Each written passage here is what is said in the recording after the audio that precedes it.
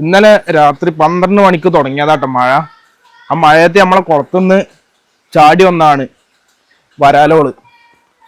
അപ്പോൾ 2 കിട്ടിയിട്ടുണ്ട്, ഇനിയും പോയിട്ടുണ്ട് എന്നാണ് തോന്നുന്നത്.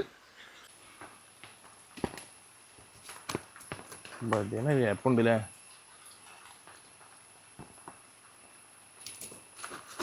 ഇത് നമ്മളെ ഈ നെറ്റ് കുറച്ച് പഴക്കം ചെന്നോട്ട് ഇത് നല്ല ദ്രവിച്ചിട്ടുണ്ട് നെറ്റ്.